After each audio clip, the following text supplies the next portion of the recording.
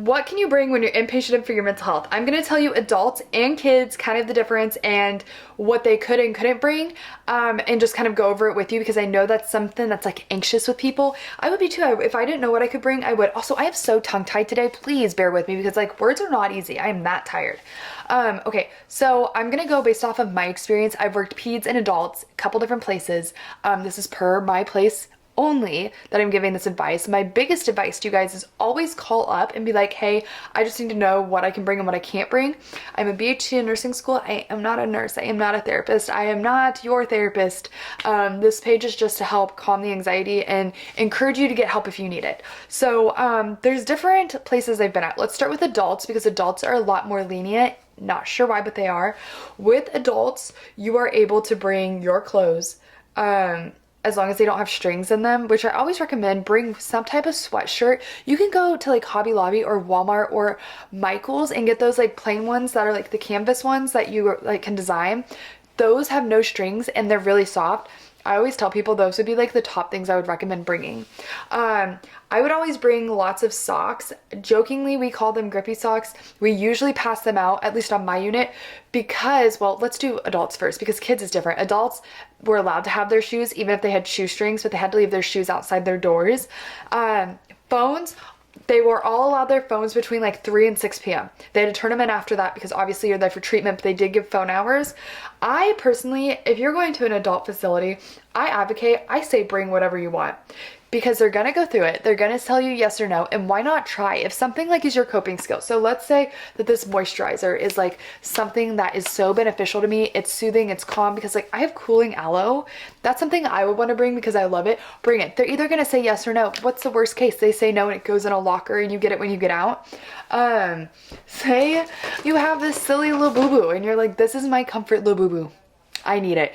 Just ask. There's nothing that they can like do. They'll either say yes or no. If you have it, great. You get to carry it around. If not, it'll go in a locker. All of the stuff is usually inventoried upon arrival in front of you. They'll write it down. You'll sign a paper saying, yes, that's everything I have. That way you make sure you get it at the end. Water bottles. I would always bring a water bottle because we only have plastic cups there and usually in the adult side. So adults is usually split up between two, mental health and detox. And there's usually like a couple routes. Now, sometimes the hospitals have them completely separated. The two hospitals I've worked at have them together. They're like different tracks, but they intermingle with each other. That's also very helpful. Grippy socks. As a joke, we say it. I would bring it. A lot of people like, I don't like wearing my shoes at home. I just don't. So grippy socks though, because it is like tile, you don't want to slip. That would just make me more comfortable. Your pajamas, your pillows, please bring your pillow. If you have a pillow you like, get a different case for it, but bring your pillow because the pillows are not comfy there. Same with like weighted blankets. A lot of people were allowed them, some weren't, but a lot were. A lot of things that weren't allowed on the unit were phone chargers, but they could charge your phone in the office if it died. They would allow earbuds, but you had to have the noise canceling one, and it was just for that if you didn't have your phone, because someone learned how to answer phone calls and walk around the unit with those earbuds in with their phone being in a locker. So that kind of ruined it for the adults. They don't really, a lot of people don't wear makeup, but honestly, if I've seen a couple that bring makeup in, if that's your comfort and you feel the absolute best and you're like, you know what, putting makeup on every day is gonna help, bring it. Like I said, with adults, I always advocate bring whatever you feel like you need. Clothing wise, it gets cold at night. It's a hospital. That's how we kill germs. It makes people sleep better, calms them down. I would bring sweatshirts, bring pants, but also if you're like me with my blood sugar, I get super hot, so I like to like layer up so I can take it off and not. Kids is a little different. So kids is a lot stricter. The ones I've worked at, they're not allowed to wear their outside clothes. And the reason being with that is one of them, yes and no. It's like you have to, we'll talk about that. We'll talk about the main one I've been at, okay? You had to wear scrubs. And that is because we had residential and we had to be able to tell you guys apart. They're not paper scrubs. They're like what we would wear as scrubs. And they were color coded by age groups. And that kind of like helped determine where you were supposed to be at. Also, we had a lot of kids run there. So it was easiest for us to identify where these kids were supposed to be.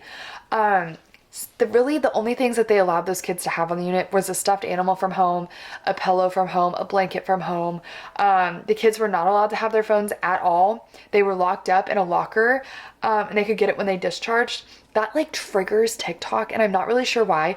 No one really cared. Like, no one cared at all. They were just like, oh, we can't have our phones. Okay. I think a lot of them knew, since it was high risk, that they were there for a reason. And it really wasn't something that they were like super upset about, which also I think benefited them in treatment because they weren't focused on like their phones. They weren't allowed to have headphones. They were allowed to have noise canceling headphones, not the ones that play music, but they were just noise canceling. That helped a lot with our kids when they would get overstimulated. Their socks, they had to wear ours. Now, this other place I'm at is a little more lenient. They give you an option of what you want to wear. You can wear scrubs. You can wear hoodie, like this type of hoodie with sweats that they have. Again, color coded for age, which I think is great.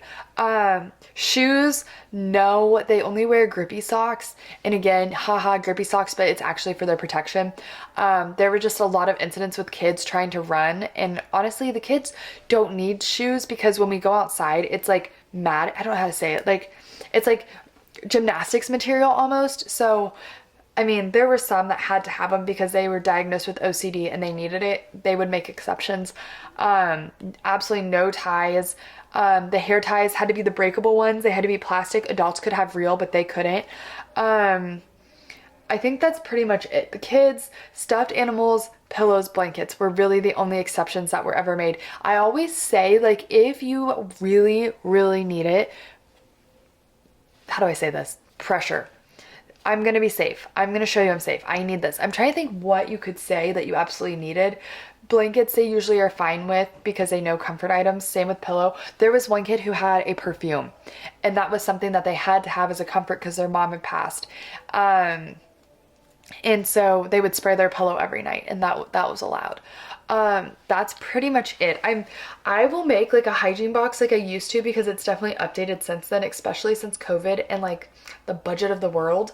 But I just wanted to do a quick video because that's like the most asked question on my thing was, what can we bring? So I'm actually running out of here because I have to get on a plane, or we have to drive to Houston soon, but I wanted to do one more Inside Psych before I left. I love you guys. Keep asking questions. This page is small enough I can take requests right now. It might be a bad day month here, but it's not a bad life. I'll see you on the flippy floppy.